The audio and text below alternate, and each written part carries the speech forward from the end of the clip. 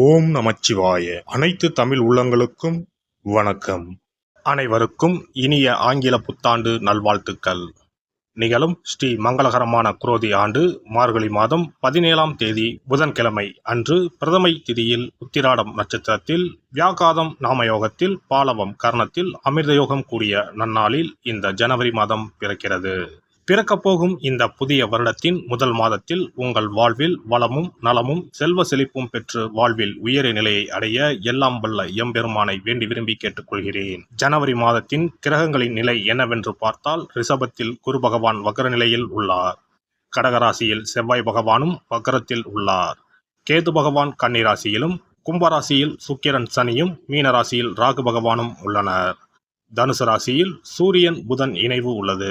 இம்மாத கிரக பயிற்சி என எடுத்துக்கொண்டால், சூரிய பகவான் 14/1/2025 தனுசு ராசியில் இருந்து மகர ராசிக்கு பயிற்சியாகின்றார். 24/1/2025 புதன் பகவான் தனுசு ராசியில் இருந்து மகர ராசிக்கு பயிற்சியாகின்றார்.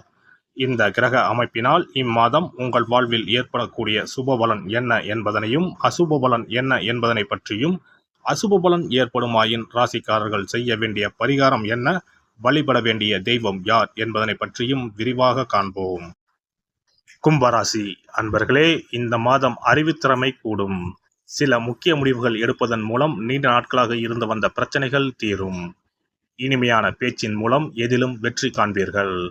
வீண் குற்றச்சாட்டிற்கு ஆளாக நேரலாம். கவனமாக இருப்பது நல்லது. மற்றவர்களின் செய்கையால் கோபம் ஏற்படலாம்.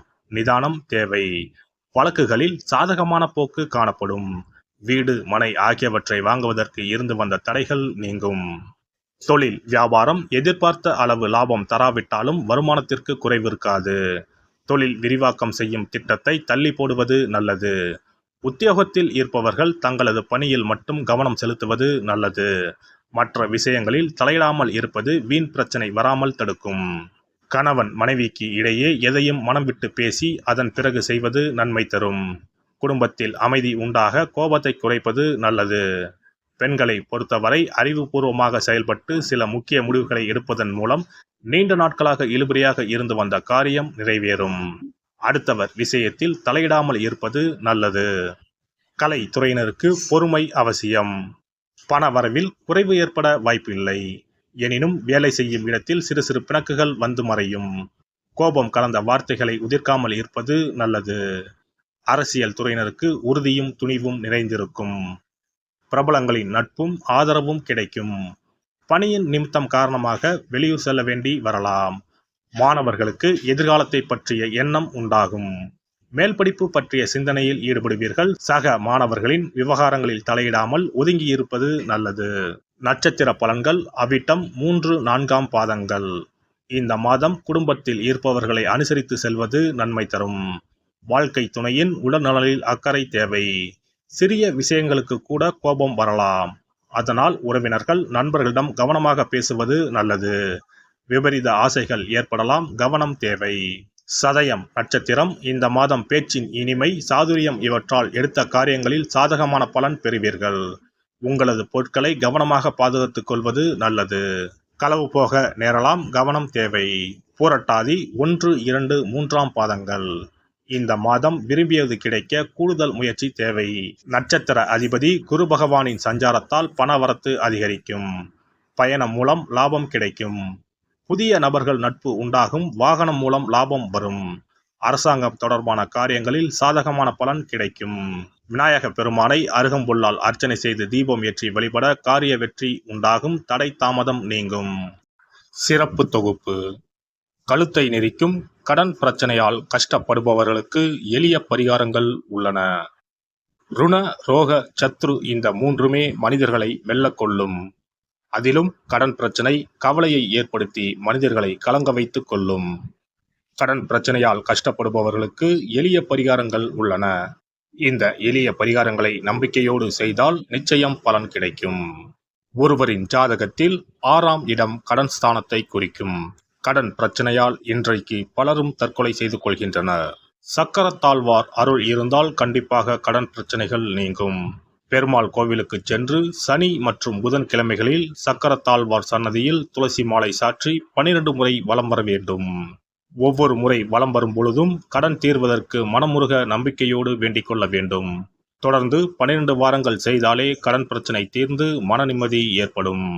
மேசராசியில் பிறந்தவர்கள் தயிரை கொண்டு இனிப்பு பலகாரம் செய்து ஒவ்வொரு வெள்ளிக்கிழமையும் மாலை வேளையில் பசுவுக்கு கொடுத்து வர கடன் பிரச்சனைகள் தீரும். விருச்சிக ராசியில் பிறந்தவர்கள் ஞாயிற்றுக்கிழமை அன்று லட்சுமி நரசிம்மருக்கு காய்ச்சிய பசும்பால் அல்லது பானகத்தை பிரசாதமாக வைக்க வேண்டும்.